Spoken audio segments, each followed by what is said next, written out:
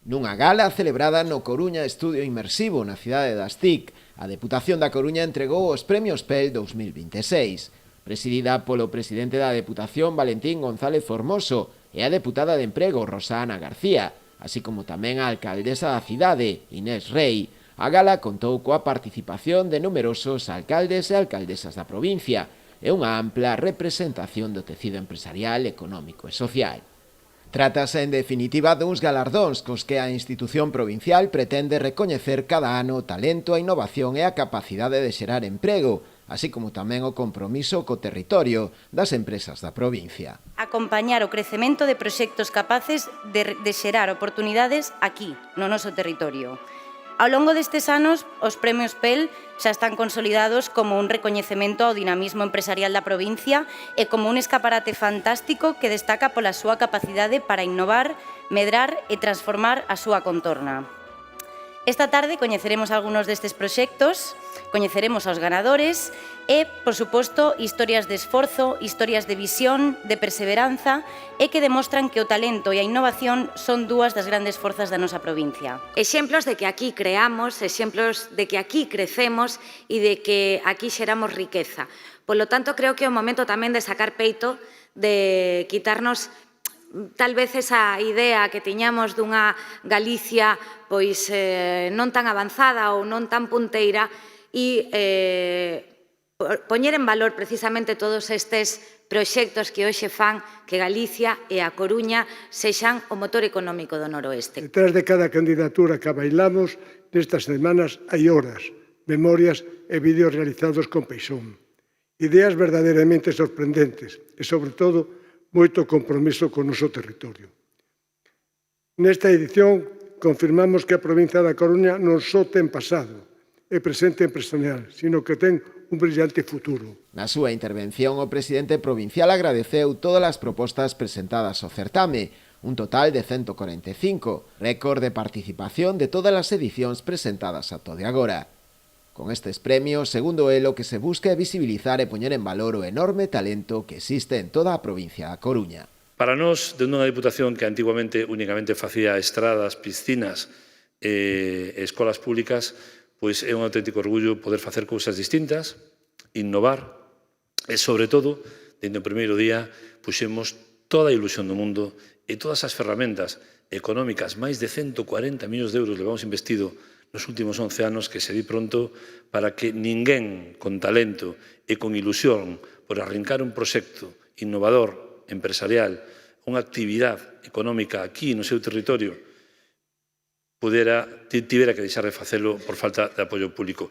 Porque para nós, lograr que toda esta xente se quedara aquí no seu territorio, preto a súa familia, a desenvolver a súa vida, a súa trayectoria vital, é un auténtico triunfo. O fracaso máis grande é que unha sociedade forme a súa xuventude, invista tempo e recursos na súa xuventude, incluso ilusión, e ao final esa xuventude emigre a Berlín, emigre a Londres ou, por que non, a Australia. Que se quede aquí a crear Galicia para o mundo dende Galicia é un auténtico orgullo e a nosa obsesión. Somos moi teimudos e o estamos a lograr pouco a pouco. 1.700 empresas levamos axudado a crear nos últimos 11 anos na Deputación da Coruña. 9.000 empregos.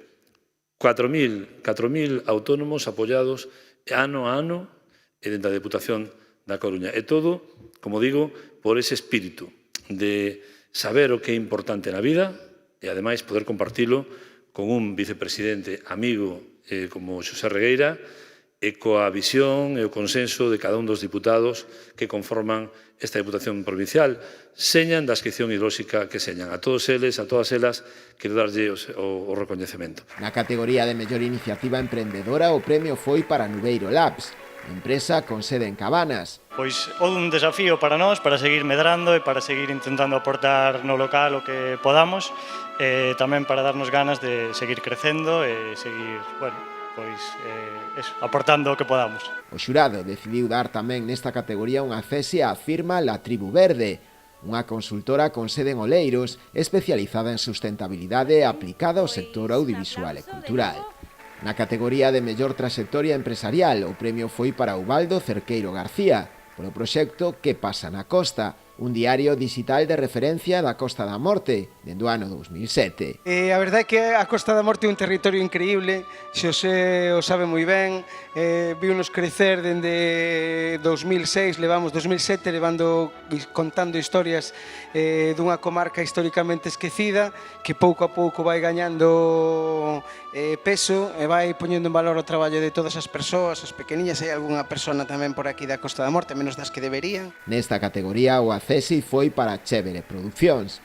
Na categoría de mellor iniciativa de territorio sostible, o premio foi para Encicas Bio, microempresa biotecnolóxica radicada en Santiago, especializada no desenvolvemento de ingredientes naturais con capacidade enzimática para a industria alimentaria. Nesta categoría, o xurado decidiu outorgar tamén un acésit a Cintia Arias Ramil, polo seu proxecto Vieiteiras, unha iniciativa de produción agroecolóxica baseada na recuperación do patrimonio rural familiar.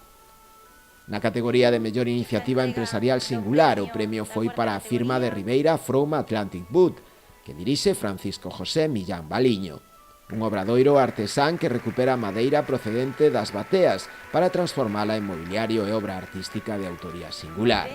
Nesta categoría o acésit foi para Xosé Manuel Salvado Sanín, polo proxecto Sanín Percusión Tradicional, un obradoiro artesán situado en Lavacolla, no concello de Santiago.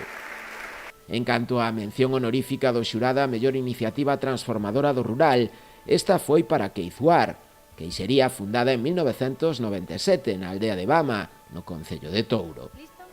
Durante a gala tamén se deu un recoñecemento especial ao xornalista de La Voz de Galicia e Radio Voz Ferrol, Isidoro Valerio, pola súa traxectoria profesional de máis de 4 décadas vinculada principalmente á radio, sendo ademais unha das voces de referencia da comunicación en Ferrolterra e tamén na provincia da Coruña.